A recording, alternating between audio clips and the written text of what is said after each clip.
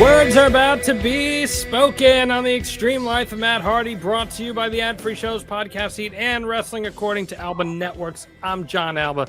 That's the broken one. That's the woken one. That's the spoken one himself, Mr. Matt Hardy. What's going on, my dude? This is our second time trying to record this today. We had a Take two. We had a little weather disruption earlier. The forest got the best of your Wi-Fi. Yes, it did. We did. We had a big thunderstorm here earlier, and even the after effects. Once the storm did pass, it was still cloudy and still thundering a little bit, a little lightning, and we were not able to do it because we could not complete reception, which was unfortunate. But we're doing it here, so we're getting it done. Myself and John, we've got a pretty good track record, almost 200 episodes, and we've got them all done, my man. We've made them happen. Sure have. Never have rolled out a greatest hits episode, nothing like that. New content every single week. Indeed. You tell your friends, you tell your family about how much you freaking love the Extreme Life of Matt Hardy, because it's great. Good to see you, man. I saw you last week. It was a lot of fun. You were in New York City. What a wild experience that was. The Broken Hardys ventured into Times Square. And you know, oddly enough, you guys fit in really well. What did you make of your experience? Yeah, I think the only place you can kind of dress up like it's Halloween and run around in costume is in New York City, Times Square, even more specifically. It was great, man. We had a super duper busy week in New York City. I know you saw a little bit of my schedule, but it was like that every day. It was go, go, go, go. We hit, all the major media outlets. We had major podcasts and whatnot. Actually just did a cool interview today on Ariel Hawani, and I'm glad you got to check out some of that. It was a really good interview. If you haven't seen it yet, we're on Ariel's show that actually aired on Wednesday, so you should go back and watch that. Check out the Hardy Boys. Really proud of the interview myself and Jeff did with him.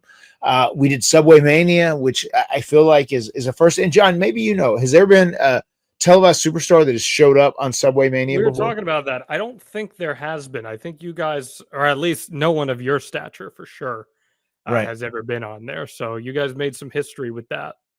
So that was interesting. Once again, that was I think our boy Tim there. He had reached out, the creator and innovator of Subway Mania.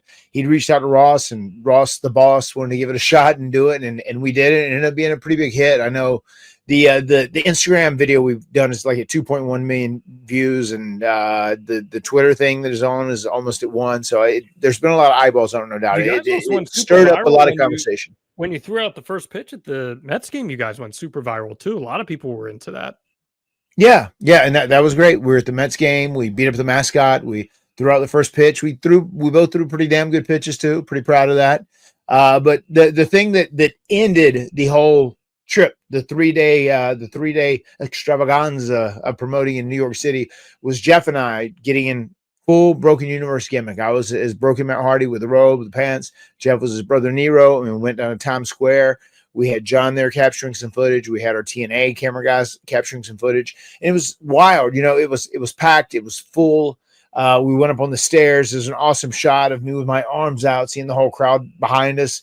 And it took a little bit. People were like, oh, wow, look at these guys. Look at these guys. And then like, oh, shit. People started going like, that's Matt and Jeff Hardy. Wait, that's another character, whatever. And then like, it became crazy where people were just running up, taking pictures and praising us, bowing down to us, and people crying.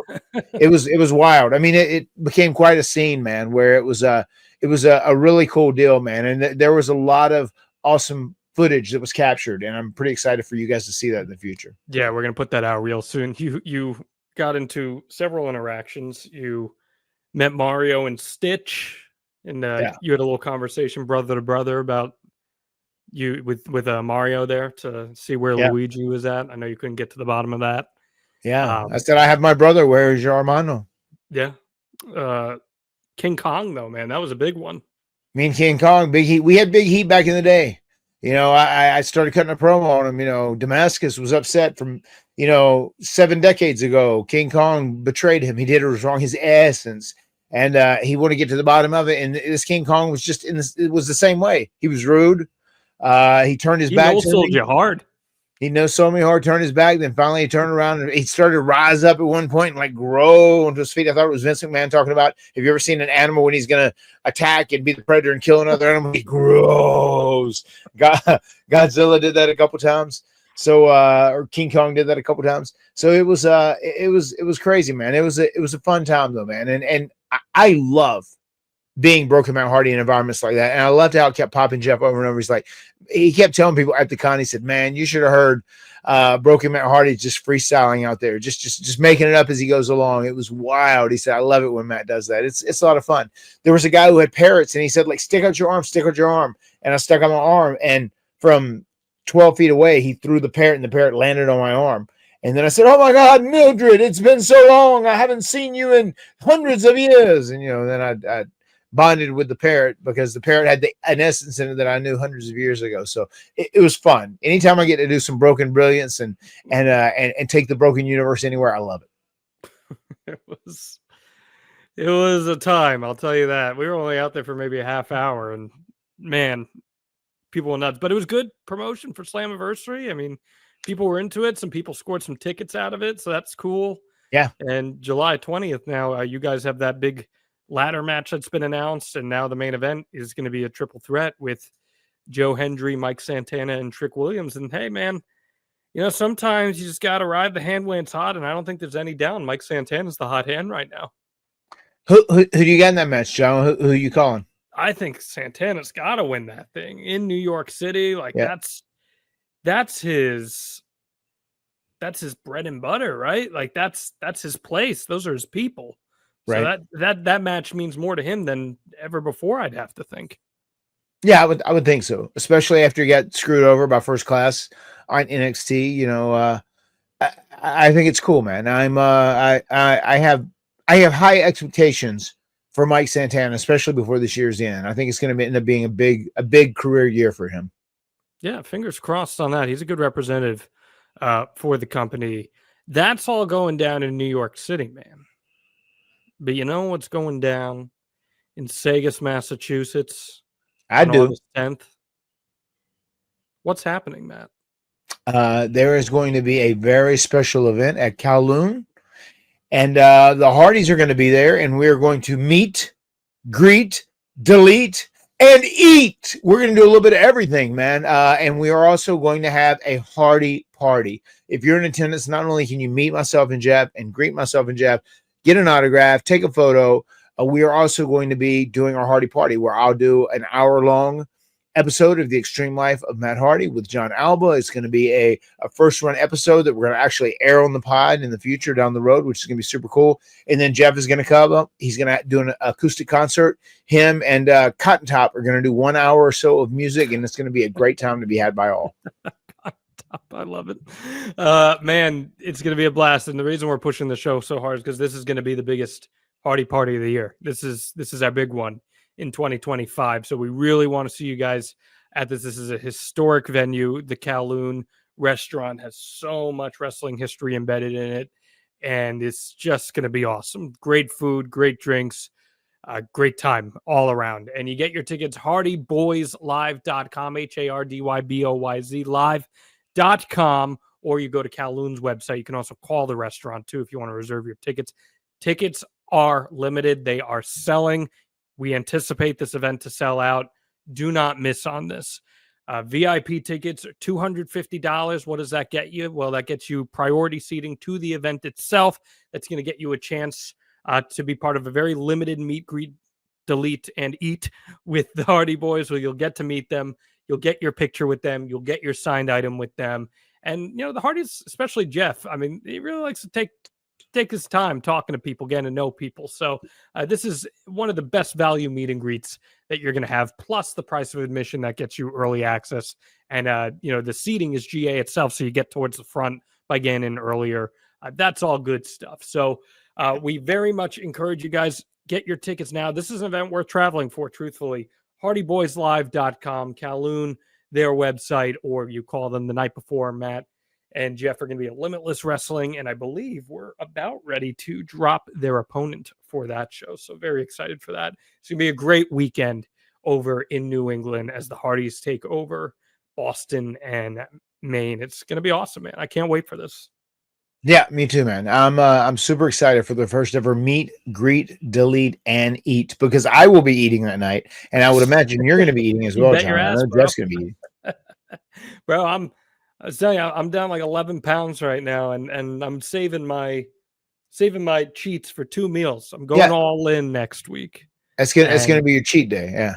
So I'm going all in, and the day after all in, I think Coach Rosie and I, because he's going to be there, I think we're going to go over to Goldie's Barbecue, which is supposed to be the best barbecue in the United States. You know me, I'm tracking these places. I'm very in on this, and it's one of those very places, much on the pulse. It's one of those places you got to get to at like 7:38 in the morning, and you wait 3-4 hours till they open because they sell out super quickly. So you got to be there right when they open in order to make sure you can get what you want.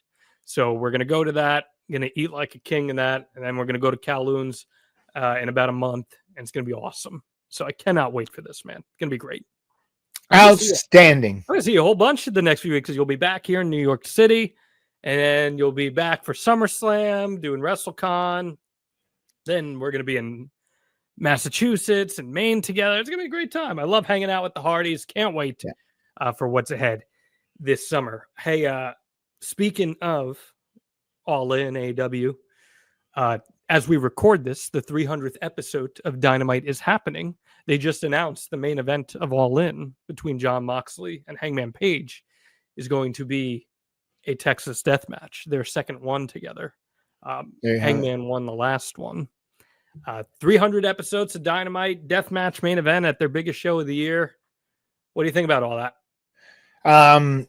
I mean, to reach 300 episodes of television is quite a feat. So congratulations to AEW and the roster, Tony Khan. It's good stuff.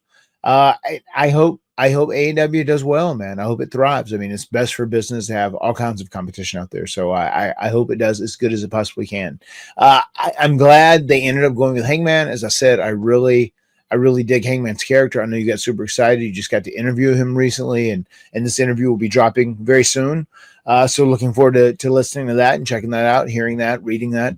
But he's a very compelling character, very layered character, and I think he is the right guy to step up to Jon Moxley, and I hope he can be the guy to save AEW from the Death Riders. Yeah, man, I'm really, really excited for everyone to hear this interview that I did with Hangman. It is one of my favorite interviews I've ever done, period. Not just in wrestling, but ever. So I really hope you guys get a chance to check that out. It's going to drop on the Takedown on Sports Illustrated next week. It's going to be a written feature as well. So whether you watch it on their YouTube channel or you get a chance to check out the written feature, please do, because I look, he's someone I know you got to know a little bit. You had an awesome match with him on pay-per-view in AEW. You had a fun little program with him. I think he's one of the most thoughtful and insightful guys in wrestling. And on top of him being really in tune with character and psychology, he's a hell of a pro wrestler too. So I really, really enjoy Hangman. Anything you want to add on that? No, very, very talented guy. I have known him for a long time. You know, he came and he was part of one of the early Omega shows whenever Shane Helms was promoting it a little bit, and we did a little bit of a soft relaunch for a little bit. Super, super happy for him that he's found so much success. I wrestled him at a Ring of Honor show at one point, you know, in one of the opening matches, and it's great just to see how far he has come since then, and he has become a big deal in pro wrestling. Yeah, good family guy. He's doing things the right way. Big Hangman Page fan, and I think you're going to really enjoy this conversation that he and I had. That is dropping. Do want to also talk about, Matt, we had the WWE Saudi show, and that's going to be part of our episode this week. But yes, King and Queen of the Ring were crowned. Cody Rhodes is the King of the Ring. Jade Cargill is the Queen of the Ring. Mm-hmm. What do you make of those winners and them getting the crown? Well, that works. I mean, I think you were spot on, right, in your predictions. Yep, you were good. So I didn't realize the stipulation initially was that shot at SummerSlam. Is that a yearly thing now? No, that's the first time they did this. It is the first time they've done it. Okay. Do you think it'll be a yearly thing? It should be. Look, You know me. I love me some steaks, both literal steaks and figurative steaks. Yeah. So you give me both of those, I'm happy, man. Yeah, I'm cool with both of those results. the fact that Cody won and is going to be, getting that rematch for the title, I think that's cool. It'll be really interesting to see how they play that at SummerSlam. I am also I'm hyped for Jade. I think it's cool that she's getting that opportunity, and I'm very much looking forward to watching her development as time goes on now in WWE, especially that she's getting these bigger opportunities. Here's my one thing with Jade. I think she's miscast as this fun, inspiring babyface. I don't think that that's what serves her best. I think Jade's AEW character is the best way to present her, where she's just this dominating force that doesn't care about anybody except herself. She's, the almighty. I think that serves her a lot better than being an inspiring babyface who cuts promos about, believing in yourself and never giving up. You have any thoughts on that? I did like the way Jade was cast in AEW. I thought her character was good. She was very good as the heel she was playing. I loved that she was like the dominant heel. She has a great look. She has a great aura to her. Aura, you love that a lot, right? And I thought her going out there. I thought her going out there and doing what she was doing, being a very dominant competitor, I thought did fit her very well in AEW as the heel. But in WWE, it makes me think that maybe they're even trying to have her as the babyface to have more experienced heels work with her and help teach her and bring her work along to make her more of a complete worker in the ring. That's one thing I might could see in that mindset of utilizing her like that. Is it the best case scenario for her? I don't know. She was really good at what she did, but maybe they're looking to use her as a babyface and kind of have the heel and they're leading the way and hope that enhances her work, especially as the singles going forward. Yeah, no, I mean, look, I think eventually there's certainly a lot of equity in her in that role, but you just look at her and you're like, this person's the most dominating physical athlete I've ever seen, and her cutting super, I don't want to call them pandering promos because I don't think they're pandering, but just squeaky clean baby fit. It just doesn't feel like it fits the character, and she was so confident in how she spoke as a heel in AEW, and I think we'll get there. It just isn't the route that we're seeing right now. So we'll see. I still very much anticipate kind of what we talked about to be the case, where she probably gets cashed in on by Naomi, and that sets up something eventually with the three of them and Bianca Belair. So we'll see. We'll see how that all comes to fruition, my friend. We have a lot to talk about. This is a Matt Hardy driven episode. You wanted to talk about this topic today because it was related to the Saudi show. We've done an episode on Saudi. We've done an episode on CM Punk, but I did, and it was also big in wrestling news all week, right? There was just so much discourse about it. There was so much talk, and it's quite a polarizing topic. And I want to delve in. Okay, he's got some thoughts. I definitely have some thoughts. I'll say this up front. There's all this Saudi stuff and all that. There's a lot of politics intertwined with it. So I'll do my best to present it in a way that I feel is representative of the current climate. I've talked with you about this in the past. My college thesis and concentration was about essentially sports washing and the militarization of sports. So we can talk a lot about this stuff in regards to this Punk topic. But before we can, you know what I got to ask? Please hit us with that Matt fact. Matt fact, Matt's greatest blessing is his children. That's a more than fair one to say. The same children that you brought to see Jurassic Park this week? Yes, the same children that I brought to see Jurassic Park. And it was my first Jurassic Park. Insane. I've seen clips and highlights. Insane. Yeah, it's wild, right? So the Scarlett Johansson Jurassic World that just came out is your first Jurassic Park experience? It is. It was my very first experience. And Barty, my youngest boy, is insane. He knew the names of all the dinosaurs. He's bought them all. He's good and he wants to go out and he wants to go to a toy store and he wants to collect them. So I think he has the majority of those dinosaurs. I knew some of the dinosaurs. And then there was the very terrifying Distortosaurus, which is one of the dinosaurs, right? They created because they genetically altered these things and created new dinosaurs is the story. So it was my first experience seeing it, and there were a couple pretty gruesome, violent scenes. Well, there was one specifically, but there was some stuff where you saw like a dinosaur like grabbing somebody, and I know Evermore. She's a couple of times she's like, "Oh, it was a little scary." Barty loved every moment of it. One of his favorite scenes is when they bit a guy and like one of his extremities fell off. That was Barty's favorite scene. He truly is me. We say that all the time where he'll look at me, I'll go, "I am you," and he go, "You are me. We are the same." And then Maxwell said, "Oh, it was a good movie. It was a good movie." He had a hat on. He was watching it like a movie critic. And then Wolfie thought it was okay, but I think he just ate too much popcorn. He probably put way too much butter on his popcorn. All of those reactions are pretty representative of your kids. Yeah, it sounds about right. Accurately. I just can't believe you've never seen the OG Jurassic Park. That's nuts. Yeah, who is in that? Who's in the OG Jurassic Park? Oh my God, Laura Dern, Jeff Goldblum. Yeah, I was gonna say Jeff Goldblum's in that, right? Yeah, he's also in like the other some of the Jurassic Worlds one. Sam Neill is in it. Richard Attenborough played the like OG Dr. Hammond, who like got the whole. It's a classic, man. It's a classic. It's the best one of all of them. So I don't know how about this one. We'll have to see. I'll have to check in with my friends at Screen Brand. But yeah, that's yeah. Let me know what they think. I thought it was pretty good. I thought it was pretty entertaining. It was it wasn't bad. It was more. I feel more adult oriented than I expected. Okay. I mean, they're basically thriller, borderline horror movies. So right.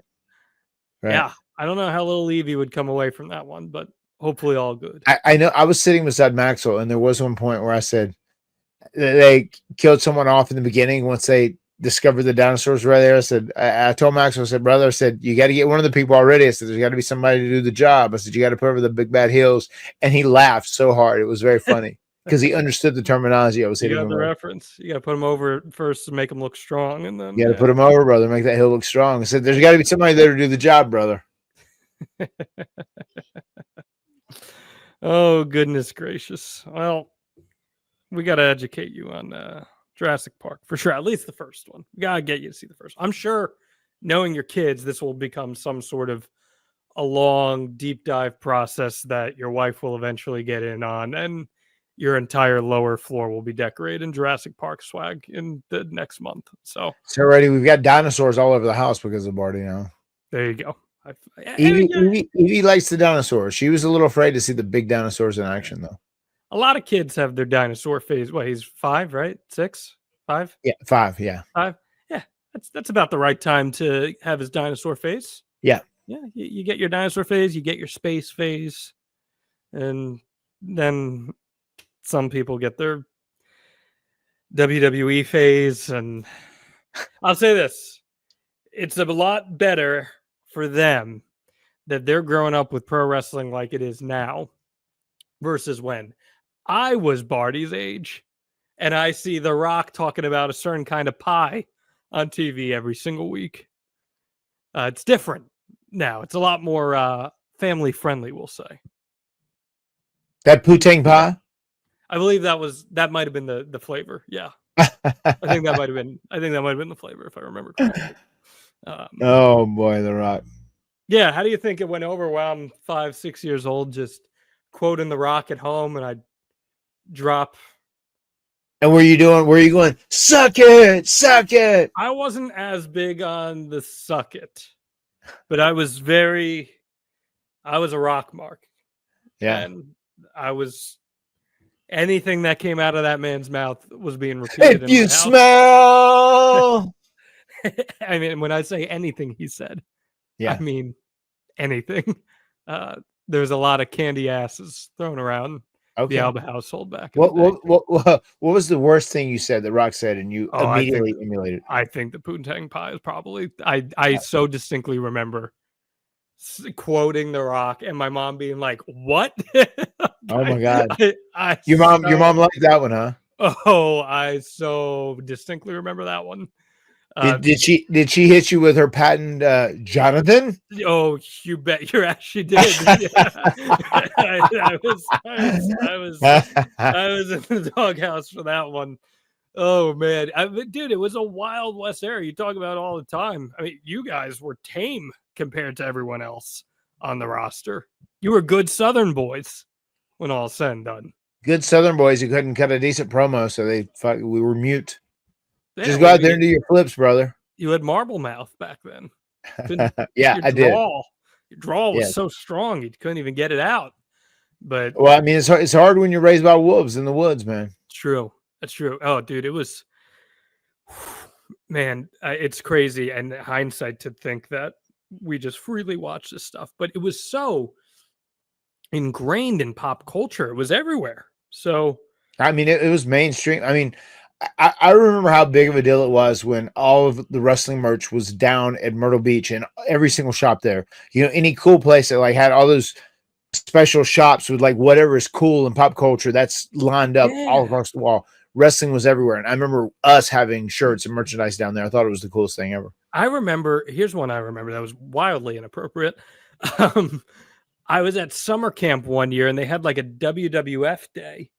And there were like 3rd and 4th graders walking around with New Age Outlaws shirts that said doing it doggy style. And like, can you imagine that today? Never. Like, it was, John, it was a simpler time back then. Simpler is one way to put it. It was just wild. A simpler time, brother. It got too complicated. I mean, it was wild just thinking about all that stuff. Even when I was with you guys in the car this past week, and I was telling Jeff that because we passed WWF New York, the old WWF New York, now the Hard Rock, and that was where I got my first ever WWF piece of merchandise, and it was the Hardy Boys. I guess it probably would have been Jeff's shirt specifically because I don't remember you wearing it. Maybe you did, but it was the neon green shirt with the blue Hardy guns, or the purple Hardy guns rather. So it was purple and then it was a neon green. Do you remember that t-shirt? Yes, absolutely. Yeah. I think it was more a Jeff thing, but you might have worn it too. It was a Hardy Boy shirt. Yeah, it was awesome. I rocked that shit everywhere. Yeah. Good times. It had Twist of Fate on the back, right? It might have. It might have. I very distinctly remember it. And I saw it at one of your convention meet and greets too. And I was like, whoa, that was my first shirt that I ever owned. So they're still out there in circulation. They're definitely we see them every so often. Yeah, that's cool. All right, you're the one who wanted to talk about CM Punk in Saudi Arabia. I can go through everything that happened, but why do you want to talk about this? I think it was a very polarizing issue that had a lot of discourse, and I can see points from both sides, but I just really wanted to, I wanted to like get into the weeds here, as you like to say, talk about it. And I also want to talk about the segment. I know you had told me the segment that they had where he came out in the SmackDown before SmackDown, yes, where he came out and impersonated John Cena. And it was kind of his return to Cena doing a, mimicking his pipe bomb the week before and him returning the favor by him being, the king of punkonomics or whatever, so I want to talk into that too. And like talk about why you didn't think that fit so well and why I thought it was okay before going into their big match. Okay. That's fair. Well, I guess you have to break it down from this perspective, right? Like, we talked about the pipe bomb promo from Cena last week. Yes. And hi, Matt Cardona. Right. Hi, Claudio. And he pointed out that Punk is Mr. TKO now, right? Right. Like that's who he is. He sold out. He went back on his values. And if I can find the exact line from it, he says, "You change your values as much as I change my t-shirts. Your tweets are strong. Your actions are weak." And that was the big line from John. And he would then be confronted by Punk on SmackDown in Saudi Arabia, where Punk did the Doctor of Punkonomics. Mm-hmm. And he had his little wrap off with Cena where, talk about what'd you like about it? I thought him coming out because Cena had emulated his pipe bomb, right? Which is one of the things CM Punk is probably most famously known for, right? The pipe bomb. So Cena comes out and he does his own rendition of it, his own version, and really tears into Punk. And he hits some things that were, you know, pretty aggressive. You know, they sounded pretty real. You know, it was one of those things like, is he shooting or working, brother? And the lines were blurred, and that often makes the best television. I know because I've been parts of that, no doubt.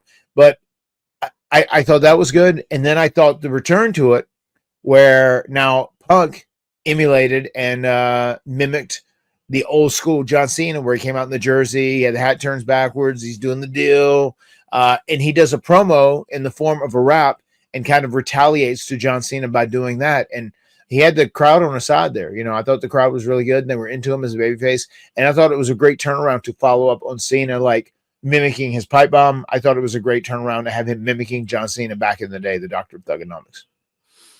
My biggest problem with that segment, there are two problems I have with it, truthfully. And I'll never deny a crowd responding, of course, as I said. The first being that it was the go home segment for a big championship match. And that was just kind of like a silly gaga sports entertainment. Remember when Kurt Angle did the sexy Kurt with he and Shawn Michaels? Like you wouldn't do that as the go home segment for the WrestleMania match, right? So they did that earlier in the feud and got that out of the way. So I felt as a go home segment, it was very out of place sequentially, just because it didn't play up the seriousness of them having this match that's been 14 years in the making. There was a disconnect for me on that. The other thing that, and probably the more pressing thing that I really disliked about it, was I didn't think it was consistent with CM Punk's character at all to do something like that. I felt it was extremely out of place and inconsistent for him. In fact, he looked uncomfortable out there doing the segment. He messed up several times, and I think with the US edit, they cleaned it up because it wasn't something he was natural with by any stretch. But B, the CM Punk character, the voice of the voiceless, the guy who holds to his values and all of his honor and integrity to himself, wouldn't do something like that. He never has done something like that. And what I think makes CM Punk one of the greatest of all time in terms of performing is his ability to talk people into the seats for a major match and a go home and sell a match to people. It is his specialty. It's what makes him so great at what he does. And he really had full creative reign to do that in AEW, and he was tremendous at that. But even over the years in WWE too, like you go back to the Summer of Punk segments, you go back to the Drew McIntyre segments, you go back to the Seth Rollins segments. That when CM Punk is serious and is trying to get a point across, that's when he's at his best. And you can sit there and you can say, well, that's just the same thing every time from when we've seen this is different. No CM Punk go home segment that he talks people into the seats for has ever been alike the other.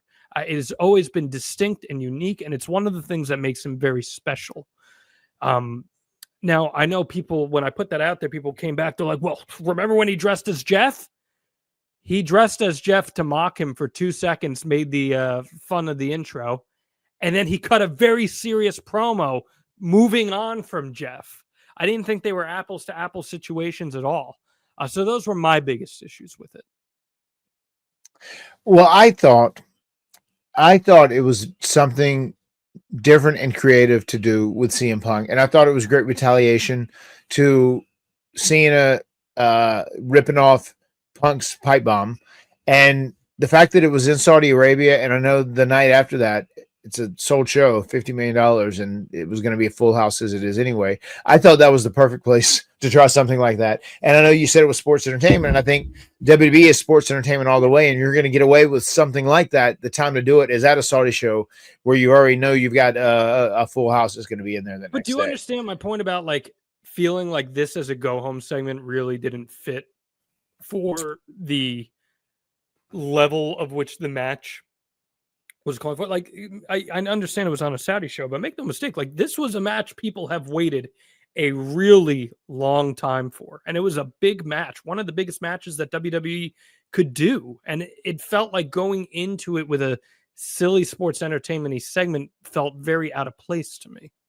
I don't mind that, especially at WWE. I feel like that's more of an AEW sicko Okay, but like if mentality you and in some Edge, ways. so fuck the AEW conversation. That's not relevant. I'm just saying, like overly serious wrestling. You know what I mean? But Like like if you and they Edge, they got it done. He came out and he cut a promo. He said some really strong stuff to John, right? if you want to say that, I didn't think it was I mean, particularly very strong. He But did. I thought he got a lot of great lines in on John. John reacted to it. He was dressed up like him, whatever. And I feel like that was the way they painted that is Punk was retaliating against Cena stealing his shit. He said, "I'll steal your shit and fucking do I it get even what better they than were you." doing. I understand that. If someone was in my response, they're like, he was just fighting back after Cena. Yeah, I know what he did. I'm just saying it felt very out of place. It's sequentially with the feud, and I just felt like it wasn't in line with his character, even to do that, because that's not something that historically CM Punk ever would have done. Whether As it was CM in Punk does this WWE, in Saudi Arabia. well, so now we have the conversation. It's like, is CM Punk Saudi Arabia a whole different person, right? Is he a whole different character? Is he a whole different human being? And maybe that's what it. And John's whole thing at the end of the pipe bomb was, "You're Mr. TKO now." So this is the jumping point to the conversation, right? Earlier that day, WWE has the kickoff show where they are hyping up everything, and CM Punk comes out, and CM Punk gets booed. He gets booed by the crowd. Why does he get booed? Well, probably because on several occasions, CM Punk made very clear over the years he had no desire to work in Saudi Arabia. Specifically, the most vocal one was a January 2020 tweet with The Miz.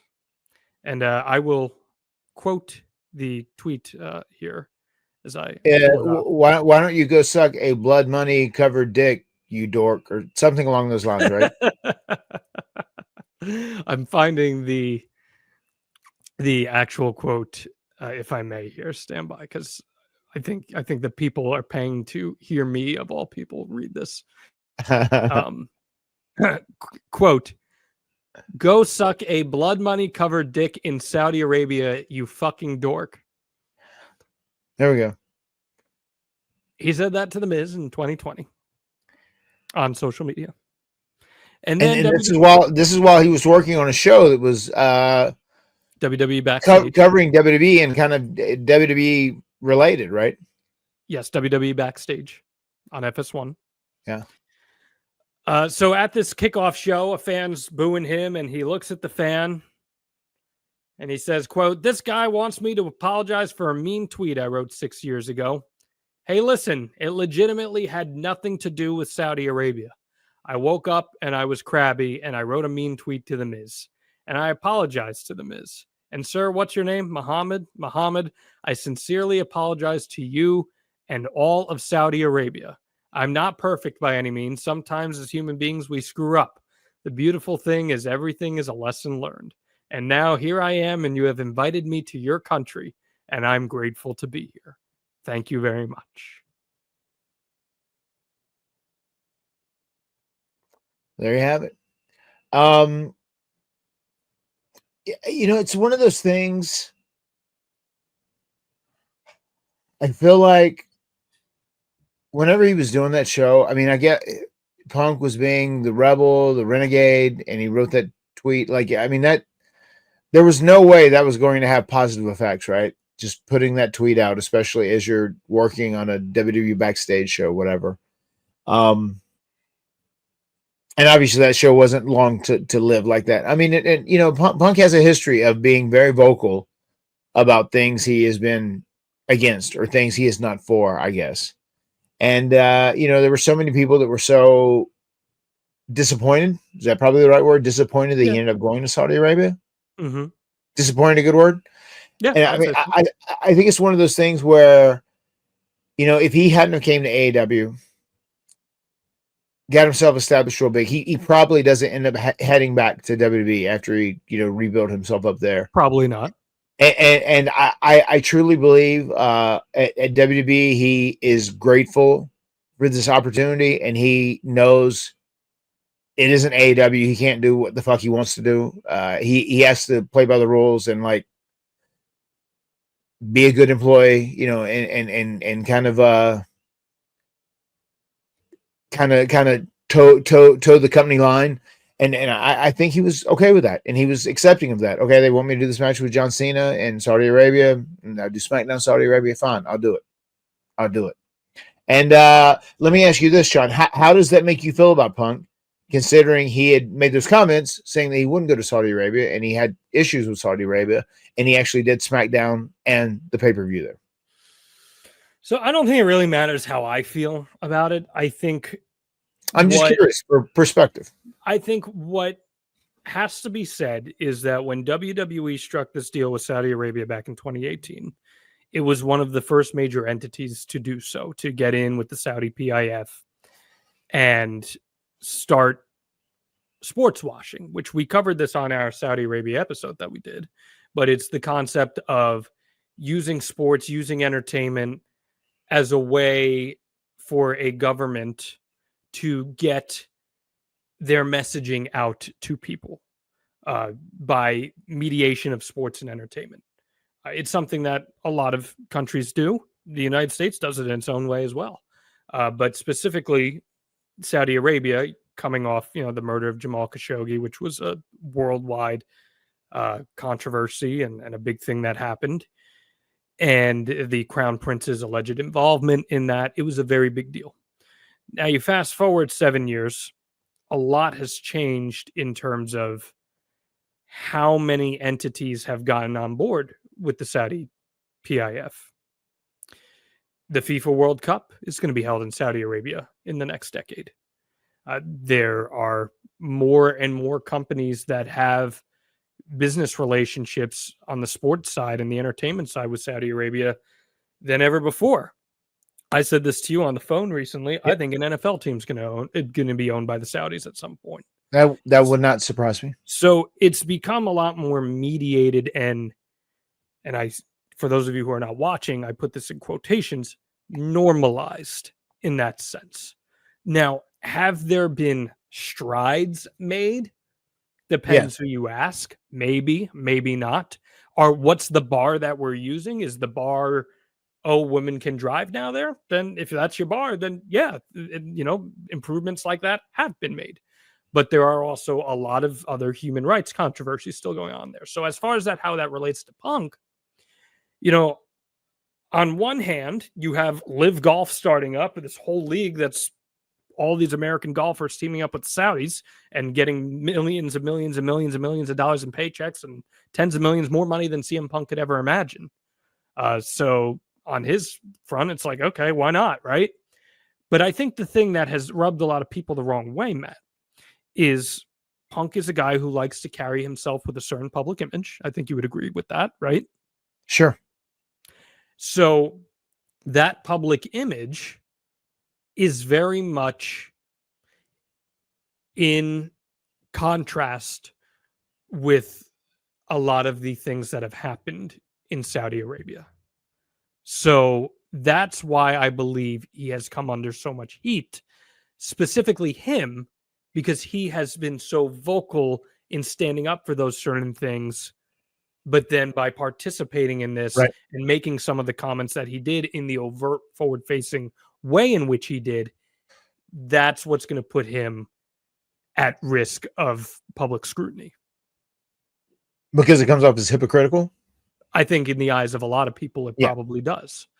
Well, the one thing you said, have advances been made? I mean, I think one thing that the WWE is going to get some credit for, and like you'll look back in the future down the road about what they did. I mean, originally women couldn't even go there. I was on one of the early Saudi trips and women were not allowed.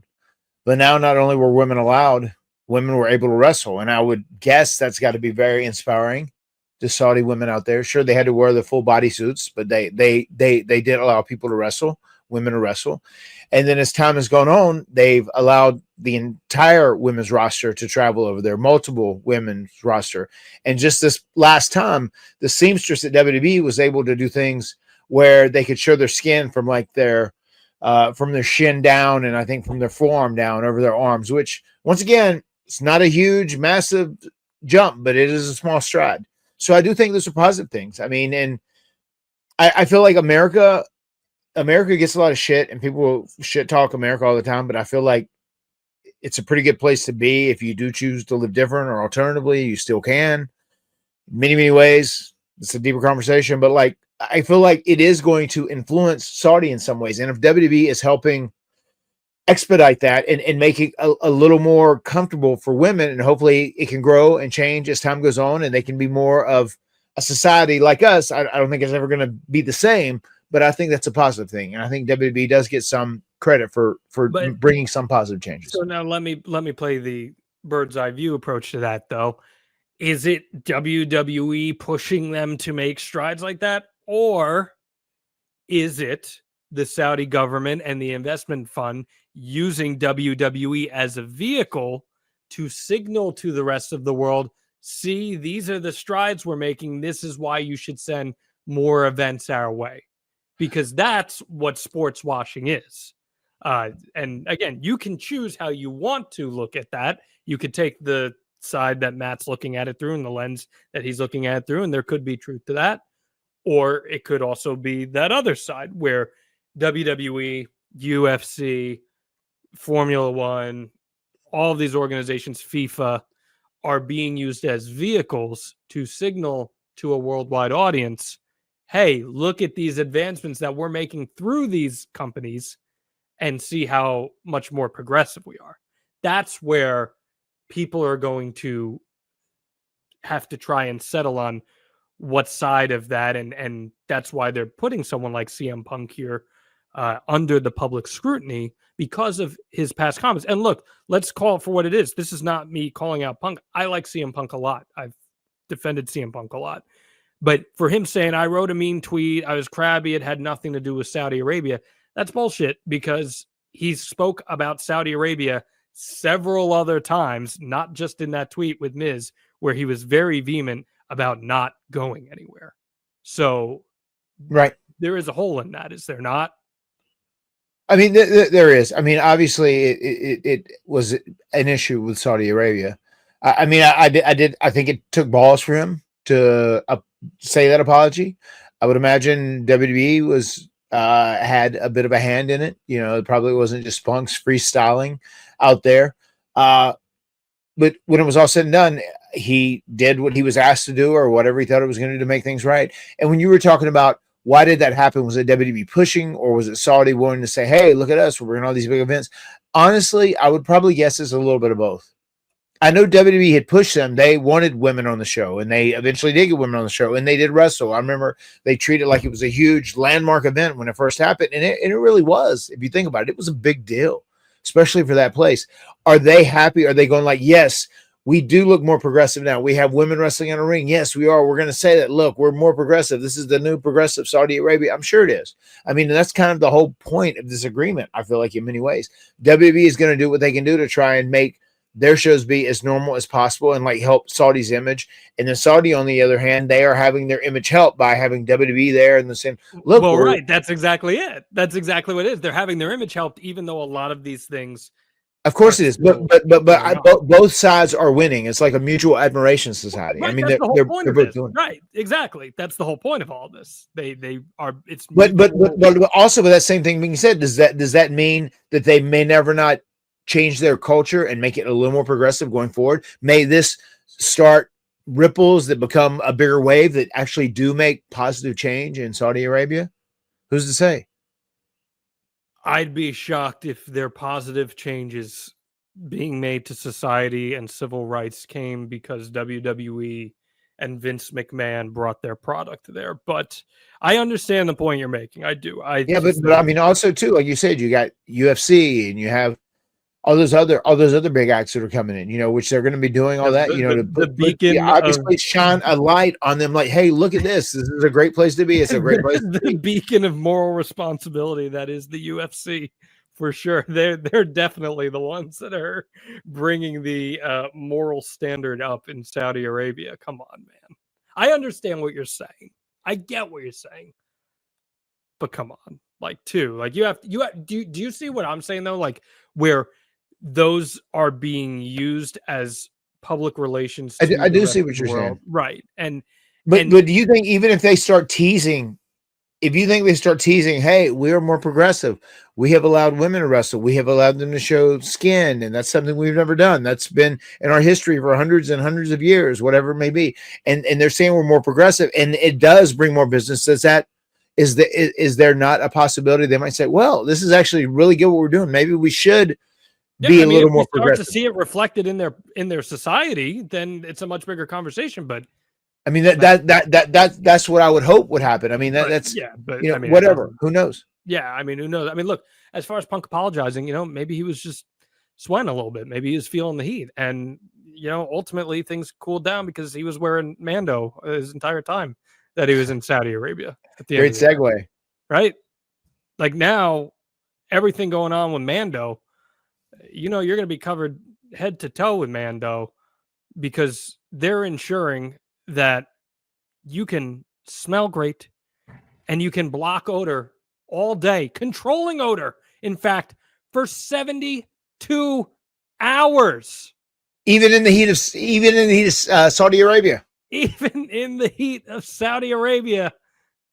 I mean, I haven't personally tested that, but you could use Mando's whole body deodorant, because it's unlike any other deodorant you're going to find out there, because it will protect you for 72 hours. There was a viral tweet that went out this week. A woman said, just a reminder, it's hot out. Put your deodorant on and reapply it. And I quote tweeted it from the Extreme Life of Matt Hardy podcast account. And I said, we don't got to worry about reapplying, because Mando's got 72-hour protection. And all you got to do is go to shopmando.com, shopmando.com, and use code Hardy. And with that, you're going to save $5 off your starter pack. Just use code Hardy. Man, this is the best product for summer, isn't it? It is the best product for summer. Use that code Hardy. Get it now. Mando has the longest window of protection you can possibly get, 72 hours. And it doesn't make a difference if it's here in North Carolina where it's 100, if it's 110 in Saudi, if it's 90 degrees in New York City where John is. No matter where you're at, Mando's going to protect you. All their products are baking soda free, paraben free. They got fresh scents like bourbon leather, Clover Woods, Mount Fuji, or Pro Sport. I think the bourbon leather goes well with the broken Matt Hardy robe, right? Absolutely, indeed. It would totally fit in with my robe, and it would totally fit in with my smell and my scent. And then what I got to talk about. I got to talk about that grundle, because the average man's grundle odor level is a 5 out of 10, 12 hours after a shower. But with Mando, the average grundle odor, it's a perfect grundle. It's 0 out of 10. There's no grundle odor. You got to love it. Mando for the win. Use that code Hardy. Get it now. No more grundle. Well, you'll still have a grundle. You just want grundle odor. You want to try America's #1 whole body deodorant formula right now. You can find them in Walmart, Target, and other retailers across the country. For the best deals, go to shopmando.com. Mando starter pack is perfect for new customers. It comes with a solid stick deodorant, cream tube deodorant, 2 free products of your choice like mini body wash, deodorant, wipes, and free shipping.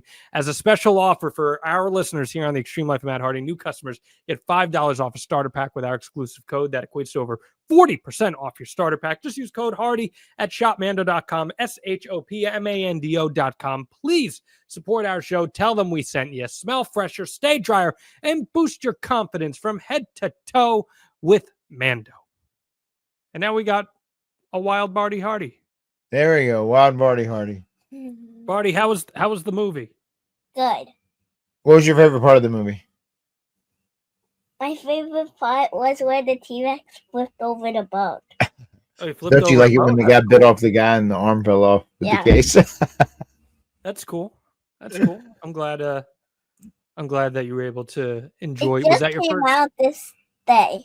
Yeah, I know. It just came out. You guys got it nice and hot off the presses. We did. That's cool. All right. Let me finish up. Tell everybody bye-bye. Bye. See you, Barty. All right.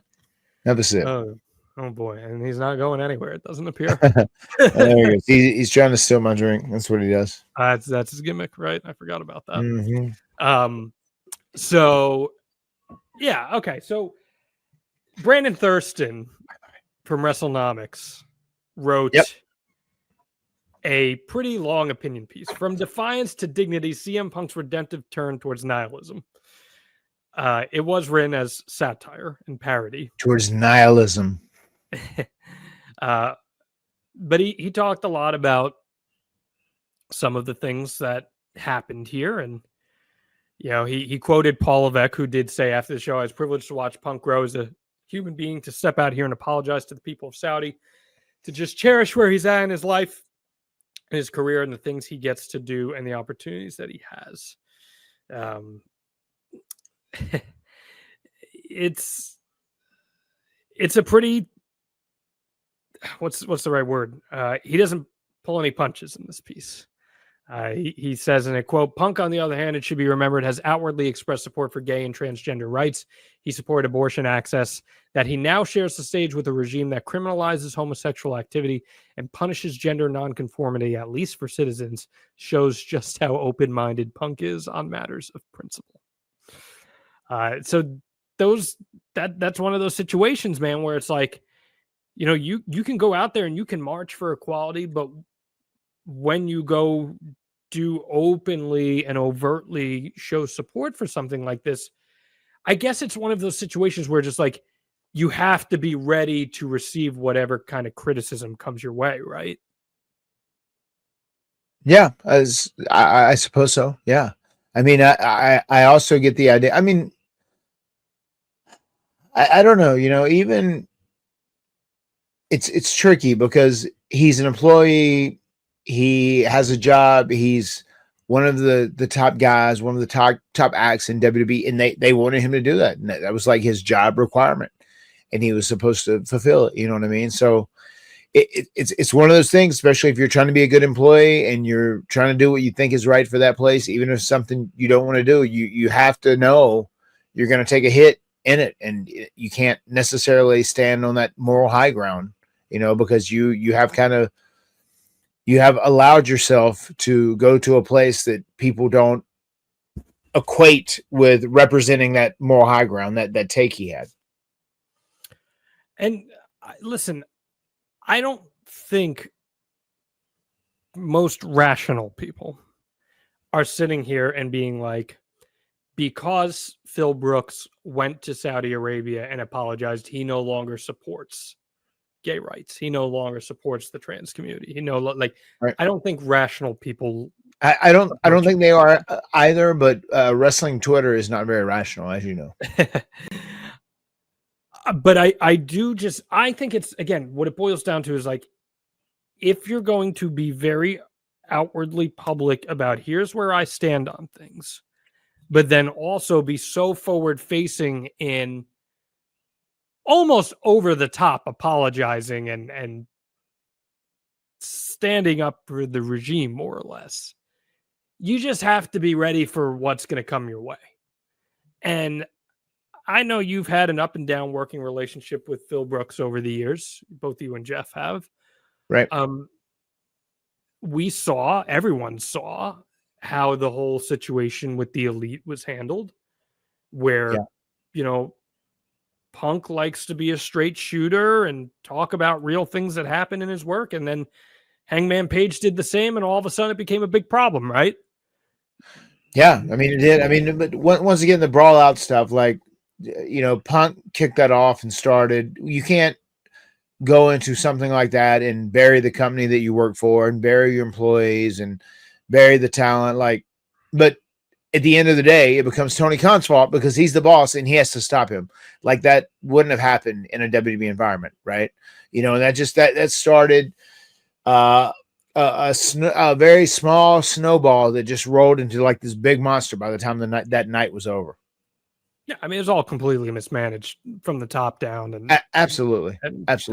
from Tony down to Phil to the Elite to everyone. It just was not a well-handled situation. But I guess what I'm just saying is, if you throw something out there, you have to be ready for it to come around, right?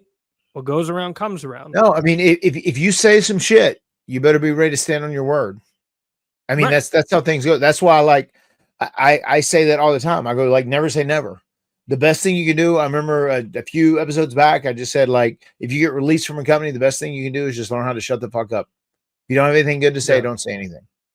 My old agent said, I mean, if you proclaim something strongly and like, no, I stand on these words, then you kind of have to, or your character is going to take a hit, or people are going to say, well, he's a hypocrite. That's why I'm just like, you have to be very careful with what you say, because fuck, anything can happen in the wrestling business as it is. my old agent used to say, "Mum is the word," and sometimes it does benefit staying mum. Now, CM Punk is not the type to stay mum. He never has been, probably never will be. But it's this precarious situation where, I understand. I don't blame people who are big CM Punk fans for being disenchanted by this. Like, I understand when you see your hero do something that in theory goes back on the values that he's preached for so long, that's going to suck. That's going to hurt if that's someone who you really look up to.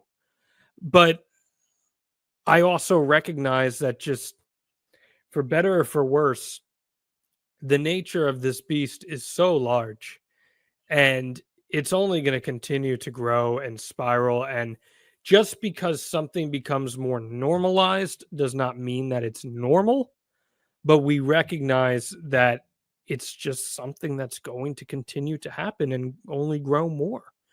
And like I said, man, more companies, more entities are going to continue to do business here in this region. This show almost didn't even happen because of all the Iran and Israel stuff that was going on. And at some point, we're just going to reach a place in time where this stuff isn't even going to be on our radar, for better or for worse. And that's accurate. I agree. Yeah, it's Matt Fact or Matt Fiction. Saudi Arabia is going to get a WrestleMania at some point. If they pay enough, that may very well happen. I think you would, you Again, a Rumble. WrestleMania somewhere else. I don't know if it's going to be a while for a WrestleMania is there, but is it out of the realm of possibility? No, I don't think it's going to be a while. I think it could be there sometime in the next 5 years. Yeah. I don't think in the next 5 years. The Royal Rumble is going to be there this year. No, I get that. I get the Royal Rumble, but I think WrestleMania is it's their Super Bowl. I don't think within 5 years. WrestleMania is the Super Bowl, and what does it come down to? It comes down to revenue, right? So if Saudi can go to them and say, we can pay you the same exact amount of revenue you'd make off running Las Vegas, why wouldn't they?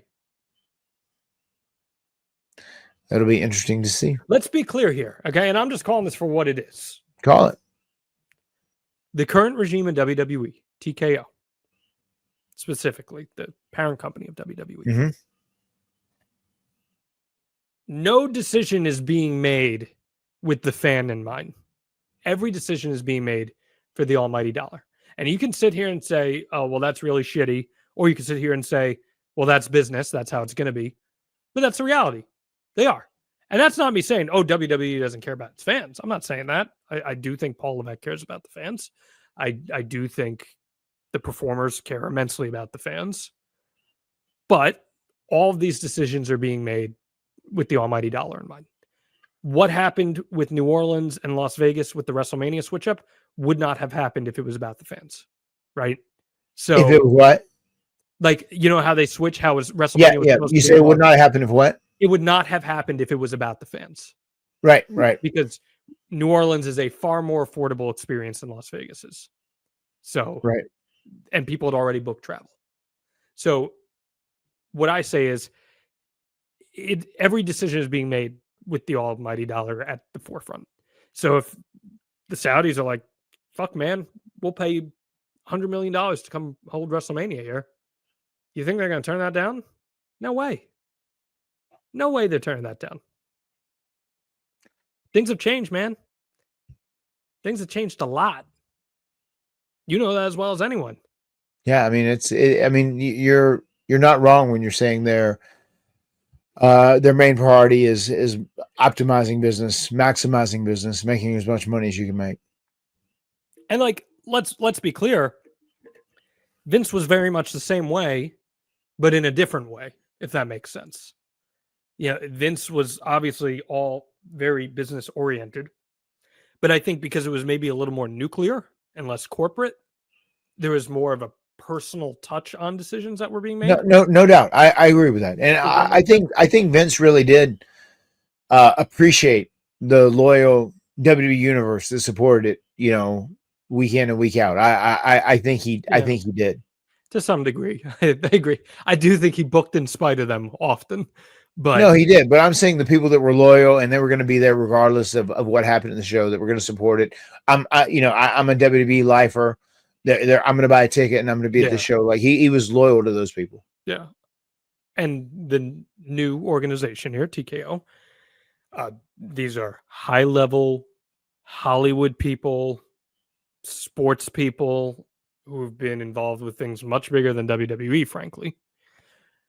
And their priority as a business entity is the almighty dollar. And that's just the nature of the beast. And I think Saudi Arabia is very much going to be the breeding ground for something like all these major decisions that are being made. So we can get bent out of shape about Punk.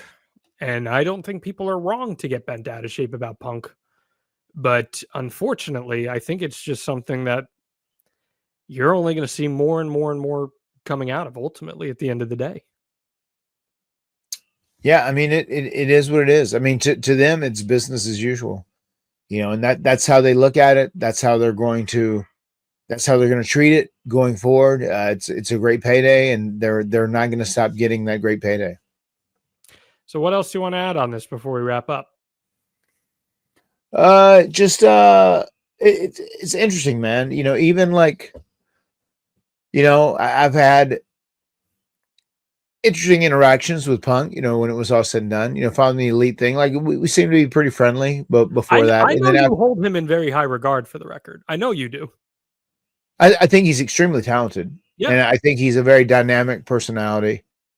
And one of the things I thought was the most funny is Jeff did an interview where he was jokingly saying, oh, yeah, well, they were talking about, oh, man, I was so sad whenever CM Punk retired you from WWE in 2010 or whenever it was, 2011. And Jeff said, you know what, man, I'm thinking about that, man. I might come back to WWE and retire him in 2030. I've kind of been thinking about it.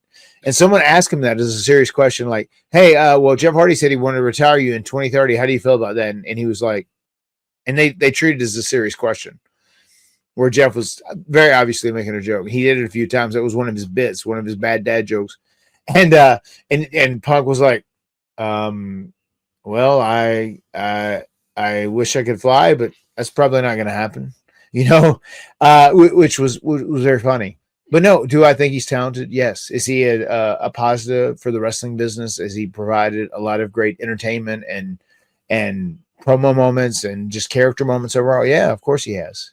Have we always seen eye to eye? No. I mean, I've been times where I've been super cool with him. I think when we came back to AEW, we were like friendly in the beginning, but you know, I've always been buddy with the Bucks, and I felt like he was in the wrong in that whole thing, and I wasn't afraid to let that be known.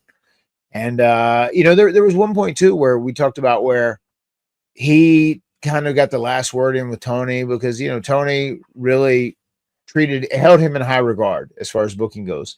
And we had done a thing on Dynamite, which was going to lead to me being in Ethan Page's corner the next night when he wrestled MJF, where we're going to kind of complete the babyface turn. And I didn't want to miss it because I had a direct flight in the morning. I had plans with my kids the next day.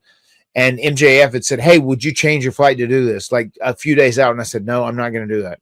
I said, if Tony says he really needs me for that show and wants me for the show, I'm not wasting my time at home with my children. And then I go to TV that night at Dynamite, and I talk with Tony, and Tony's like, yes, I want you tomorrow. Be out in the corner with Ethan. I definitely want you there. It's good. You're going to be on the show. Thank you for doing this, because they were taping Collision on a Thursday following a Wednesday, and we're in Canada. And I was like, okay, cool. And then they changed my flight. I got with travel. They changed my flight, did the whole deal. I went back, went to the hotel. And then I end up getting a call from travel. And I go, and they say, just heard that you're not needed for tomorrow's event. They said, we'll try and get on your flight and see what we can do. I was like, what do you mean I'm not needed? I just talked to Tony 3 hours ago. And he said, I'm in. And he was excited. He's like, let's fucking go. I mean, and really, I don't have this own authority. So I don't know. But like someone stopped that from happening. And there's only, I couldn't imagine it's someone besides Punk, because Punk was going to be there. That was his show, right? I don't know that for a fact. Just spitting it out there. But it was so crazy that Tony so adamantly wanted me there. And like, yes, you're going to be there. You're going to do it. You're going to do it. And then that next day, I couldn't fly and leave Toronto until 4. And then I got stuck somewhere and had to get a rental car. And I didn't get home to fucking 3 o'clock in the morning. It made my day real shitty. And like that fucking, that bothered me. So there's sometimes too where, especially there in the AEW relationship, where he was in such Tony's ear and did whatever he wanted to do, and that ended up kind of being problematic. And once again, at the end of the day, that goes back to Tony. You know, the whole thing at Brawl Out, whenever this deal happened, at the end of the day, Tony should have stopped that. There was so much mismanagement there, right? But it is what it is. There was a point when we were doing NXT. It was the night we were in New York City wrestling Fraxium, and I'd went into catering, and I think Punk was there doing some LFG stuff, and I saw him. He was sitting at a table with catering, and I know he was by Dreamer, who was there too. And I remember getting food. I told Jeff, said, "Oh shit, man, I'm gonna go over there and sit with Punk, man. I'm gonna sit down. Let's fucking just talk or whatever." And by the time I'd got my food and got out of line, I went, and he was already gone. And it is what it is. But like, do I have a problem with him? No, I don't. I mean, if that event that happened at AEW, whatever created that was fucking bullshit that night. And I did not like it. It was a very unprofessional event that fucked me in like my real life. And once again, I don't know all the details. That's, me just assuming what must have happened. Who knows? But long story short, I think he's talented. I do think he's good. There's things we definitely see differently. We don't see eye to eye on everything. I think personally, he's a good employee. He's doing his job, going to Saudi Arabia. I don't have an issue with it. I get where people would think it was hypocritical in some ways, but at the end of the day, it just is what it is. And he was doing what he's fucking told because that's his job. Yeah. Well, and I do think he's turned a page a bit since he went back to WWE and changed how he. I mean, I do too, but he also has to, because they won't tolerate. Hey, look, man, whatever it takes, right? Yeah, whatever it takes. Whether it's confined somewhere else or whatever it is, sometimes you just need that kick in the ass, right? Like that's just how it goes, and it works for you. So, I mean, this was an interesting conversation and talking about someone else's experience. It's look, only Punk can speak for himself at the end of the day, and this is what he chose to do, and he's entitled to do that. He's well within his own rights to do so. It's just a matter of, okay, well, understand that this will change your perception to some people, and you just have to be okay with that at the end of the day. And you're a very public figure with millions of people who know who you are. So something to hold yourself to. Good stuff, man. Good stuff. Good quality conversation there. That's what you get. I mean, all this stuff, was being spoke about and being addressed, and people were giving their opinions on it. They were opining on it. So I was like, man, let's just talk about it. Let's talk about it and have a conversation. Let's shoot the shit. And sometimes those are the best episodes. Certainly are. And the best episodes you want to get out in front of, you go to extremehardy.com to check out the archives. You go to advertisewithhardy.com to make sure that you get your business out there in front of thousands of listeners and viewers every single week. That's advertisewithhardy.com. Promote your product to the extreme. And of course, my friends, as I said at the beginning of the show, we want you to be joining us at the legendary Kowloon in Massachusetts, just outside of Boston, August 10th. Hardy Boyz Live, hardyboyslive.com is where you can get your tickets. I had a Neapolitan pizza tonight. I was very happy. Very, very happy. And I don't deal with reflux too much anymore because of my medication, but every now and then I get hit with something that caught me there. Have you ever had Neapolitan pizza? Do you know what I'm talking about when I say Neapolitan pizza? I do know what you're talking about. Okay. I've probably had a piece. Okay. So, yeah, it's 90 seconds in the oven, super hot, nice doughy, fluffy crust. Very different Yeah. than anywhere else. That's closer to what you'd see in Italy or what our boy Guga we made. Sure. Shout out to Guga, by the way. He gave you some love. He cooked you up your weird mofongo brisket combo, and it got split reactions on his channel, Matt. All right. Good. Give me the heat. I want it. But he said he has a lot of love for you, so that's all that matters. That's your boy. Oh man. Well, I'm looking forward to this month. It's gonna be a great month ahead, my friend. Anything else you want to add for all the diehardies? No, it is going to be a good one. Just want to say to everyone, happy Independence Day, happy July 4th. That's coming up. The next thing I have, July 11th, 12th, and maybe even 13th, I am going to be at the Fanboy Expo in Knoxville, Tennessee. Myself and Brother Nero will be there. We'll be hanging out, meeting, greeting, and deleting. Hardys are big over in Tennessee these days, that's for sure. They love us in Tennessee. They really do. They really do. The words have been spoken. We'll see you next time right here on The Extreme Life of Matt Hardy. Delete! My skin's dying because you're under it. I'm done lying to myself for this, for all the wonder and believing that it's making me weak. I'll fade away and classify myself as obsolete. My skin's dying. I'm done lying. Don't we all love summer vacation, relaxing, laying out by the pool, barbecues, hitting the beach, doing, well, nothing? Well, how about a summer vacation from your house payments? With SaveWithConrad.com, you can do just that. Reduce your monthly payments by making the equity you built up in your home work for you. You can roll together those high interest rate credit cards into one lower monthly payment, and perhaps access some of that newfound equity to turn your house into your dream home with no money out of pocket. And how about this? You get to skip your next 2 house payments. Go right now to SaveWithConrad.com. Let my team run the numbers for you for free. There's no obligation, and if we can't help you save some cash, we won't waste your time. And did I mention we're offering a 3-year guarantee right now? That's right. That means if at any point interest rates improve over the next 3 years, you get a free refi. That's right. No new lender fees from us. So you get to save money now without wasting money later when the rates improve on a whole second set of closing costs. Why not go to SaveWithConrad.com and get a guarantee?